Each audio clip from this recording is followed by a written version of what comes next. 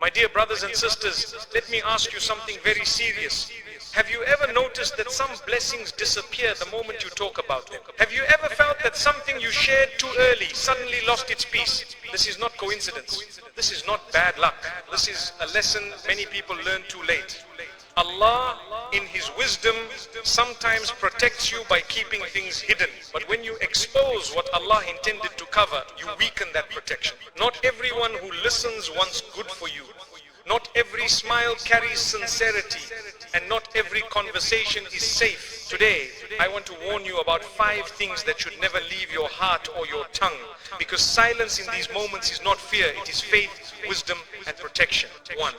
Never share the moment Allah is transforming you. My dear brothers and sisters, there is a very delicate and sacred stage in life that many people do not recognize until they look back and realize what Allah was doing all along. It is the phase when Allah is changing you quietly, without announcements, without noise, without validation from people. Your mindset begins to shift in ways you cannot fully explain. Things that once excited you no longer move your heart. Sins that once felt normal start to feel heavy. Your heart softens, your conscience awakens, and your priorities slowly realign toward what truly matters. You feel drawn closer to Allah, yet you may also feel confused, isolated, or misunderstood. You are no longer comfortable being who you used to be, but you are not yet settled into the person Allah is shaping you to become.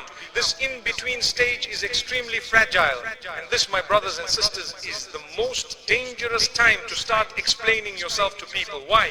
Because most people only know the version of you that benefited them, the version that fit into their expectations, the version that was predictable. When you begin to change, they may not understand it. Some will question your intentions, some will mock your transformation, some will say you've changed as if growth is a crime. Others may remind you of your past mistakes to keep you tied to an identity Allah is already removing from you. Not because they are evil, but because change makes people uncomfortable, especially when it reminds them of their own stagnation. Spiritual growth, my brothers and sisters, is like a seed planted in the soil. In the early stages, it needs darkness, silence, and protection. If you dig it up too early to show others that it is growing, you may damage it. When you expose your transformation before it is firm, you open yourself to unnecessary doubts, opinions, and pressure that can weaken your resolve. That is why Islam teaches us wisdom, not constant explanation. Allah did not ask you to justify your journey to everyone. He asked you to walk it sincerely. There will come a time when your actions speak louder than your explanations. There will come a time when your consistency answers questions without words. Until then, protect this phase. Let Allah complete His work within you. Let Him strengthen your roots before He allows your growth to be visible.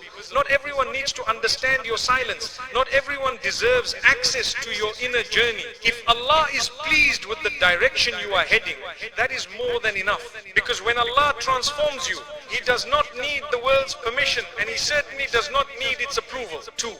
Never share how deeply something hurt you. My dear brothers and sisters, pain is one of the most personal experiences a human being can go through. When something hurts you deeply, it leaves a mark not just on your emotions, but on your heart, your trust, and your sense of safety. Islam does not tell us to deny pain, but it teaches us how to carry it with dignity. One of the biggest mistakes people make is explaining their pain to everyone who asks, replaying the wound again and again through words. Each time you describe how badly you were hurt, you reopen what Allah is trying to heal. When you tell people exactly how much something affected you, you unknowingly expose your most sensitive areas. Some may listen with sympathy, but others may listen with curiosity. Some may feel sorry for you, but others may quietly judge you. And there are those who may store that information not to help you, but to use it against you later in arguments,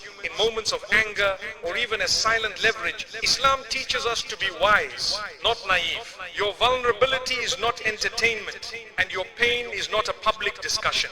My brothers and sisters, Allah is the only one who can hear your pain without misusing it. When you cry to Allah, He does not gossip about you. He does not remind you of it later. He does not expose you because of it.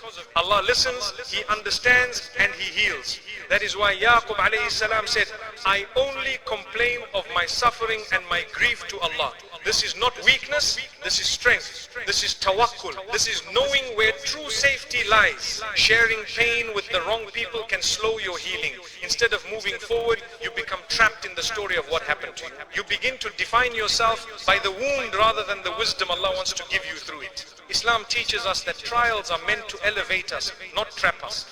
Speak when it brings solution, not when it only brings sympathy. Seek advice when it brings clarity, not when it invites judgment. Choose carefully who has access to your pain. If you must speak, speak to someone who fears Allah, someone who will make dua for you instead of discussing you, someone who will guide you closer to Allah instead of keeping you stuck in hurt. And if you feel unsure, return to sujood, return to dua, return to silence, because not every heart deserves to know what broke yours.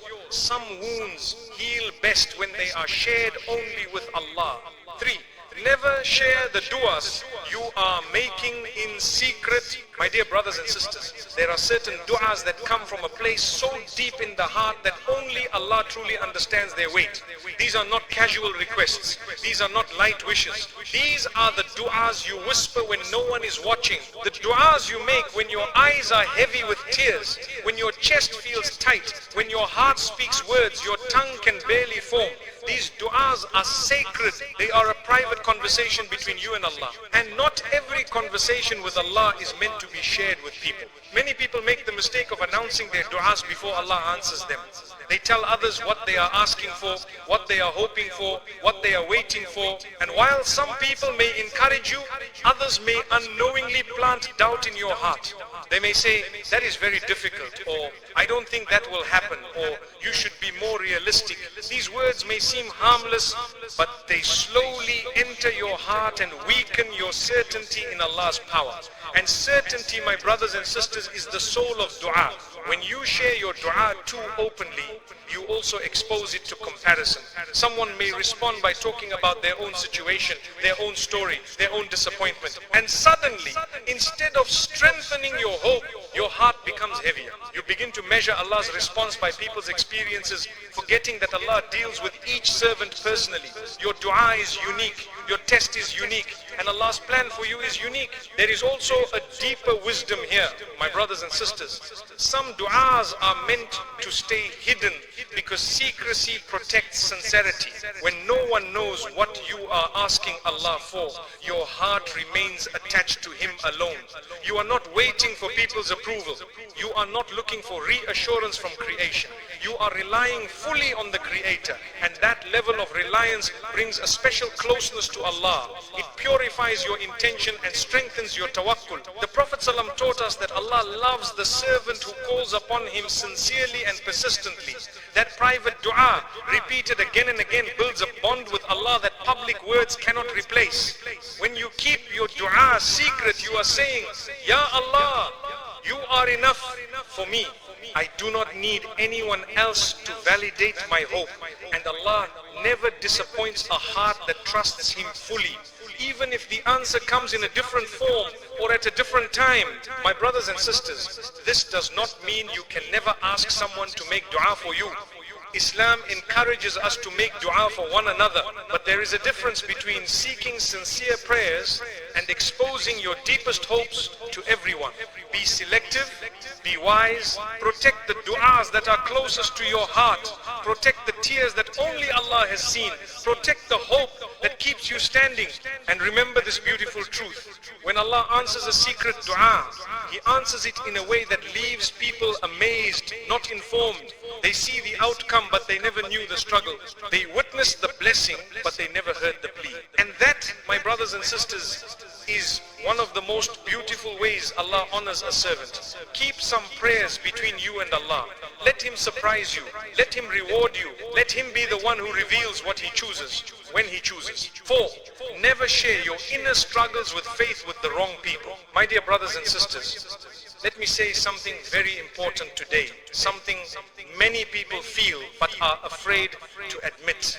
Every believer, no matter how strong they appear, goes through moments when faith feels heavy, moments when the heart feels distant, moments when you struggle to pray with focus, when doubts whisper, when motivation fades, and when you quietly wonder, what is happening to my Iman? These moments do not make you a bad Muslim. They make you human. But what matters greatly is who you choose to speak to during these moments. When faith feels weak, the heart becomes vulnerable. And vulnerability, my brothers and sisters, must be protected. If you take your inner struggles and place them in the hands of the wrong people, those struggles can grow instead of heal. Some people may dismiss your feelings. Some may make light of your pain. Others may normalize sin and say, everyone does it, don't worry, instead of guiding you back to Allah. And some may even use your moment of weakness to push you further away from your deen. This is dangerous, not because people are evil, but because not everyone understands the responsibility of guiding a heart that is struggling with faith. Islam teaches us that Iman rises and falls. The companions of the Prophet ﷺ experienced this too, yet they did not expose their hearts to just anyone. They turned to knowledge, to sincere counsel, and most importantly, to Allah. When you share your faith struggles with someone who lacks taqwa, you risk turning a temporary weakness into a long-term distance from Allah. Words spoken carelessly at the wrong time can leave scars that take years to heal. My brothers and sisters, there is also something very subtle that happens when you repeatedly talk about weak Iman in the wrong environment. You begin to identify yourself by that weakness instead of seeing it as a passing phase. You start believing it defines you. Shaitan loves this. He wants you to think you are broken beyond repair. But Allah tells us again and again that His mercy is greater than every sin, every doubt, every low moment. The door to Allah is never closed. But you must choose the right path back. When faith feels heavy, turn first to Allah Himself. Speak to Him honestly. Say, Ya Allah, my heart feels weak. Strengthen it. This dua alone carries immense power. Allah is closer to you than anyone else. And He understands your struggle better than you understand it yourself. Cry to Him in the quiet of the night. Sit with the Quran even if your heart feels numb. Sometimes showing up is enough for Allah to begin healing you. If you feel the need to speak to someone, choose wisely. Choose someone who fears Allah, someone whose words increase your love for Allah, not your excuses for disobedience. Choose someone who reminds you of hope, not despair. A sincere scholar, a knowledgeable friend, a person of wisdom and compassion. One conversation with the right person can lift a heart that has been drowning for months. My dear brothers and sisters, your Iman is precious. It is the most valuable thing you possess in this world. Do not hand it to those who treat it lightly. Do not allow a moment of weakness to become a permanent distance. Protect your faith the way you protect something you cannot afford to lose. Because Allah never abandons a servant who keeps turning back to Him, even with a trembling heart. And remember, struggling with faith in silence while holding on to Allah is far better than speaking carelessly and drifting further away. Lima, never share your next move after Allah gives you clarity. My dear brothers and sisters, there comes a very special moment in life when Allah lifts confusion from your heart and replaces it with clarity. After months or even years of uncertainty, pain, or struggle, suddenly your heart feels settled. You know what decision you need to make. You know which direction you need to take. You feel peace about moving forward, even if the path ahead still looks difficult. This clarity is not random. It is a gift from Allah. And gifts from Allah must be protected. One of the biggest mistakes people make is rushing to announce this clarity to others. The moment Allah gives you confidence in a decision, you feel an urge to explain it, justify it, and seek approval from people. But my brothers and sisters, clarity can be fragile when exposed too early. When you open your heart to too many opinions, doubts begin to creep in. People will speak from their own fears, not from your reality. They will project their limitations onto your future. They will remind you of risks Allah has already helped you accept, and slowly what was once clear becomes clouded again. Islam teaches us that not every step needs commentary. When Allah guided Musa alayhi salam, He did not explain every detail of the journey beforehand. When Allah prepared the hijrah for the Prophet sallallahu, secrecy was part of divine wisdom. not because people were evil, but because protection was necessary. Sometimes Allah gives you clarity quietly so that you move with reliance on Him, not with dependence on people's opinions. My dear brothers and sisters, understand this deeply. When Allah opens a door for you, you do not need permission from the world to walk through it. Too many people delay obedience, growth, or change because they are waiting for validation. But Allah does not ask you to collect approval. He asks you to trust Him. When you speak too early, you invite unnecessary interference. Someone may question your decision. Someone may discourage you. Someone may remind you of your past failures. And suddenly, the courage Allah placed in your heart begins to shake. This does not mean you should never seek advice. Islam encourages consultation, but there is a difference between wise consultation and excessive exposure. Seek counsel before clarity, not after it. Once Allah has settled your heart, move forward with humility and trust. Protect that moment, guard it. Let actions speak instead of explanation. Let results arrive quietly. The strongest decisions are often the ones made between you and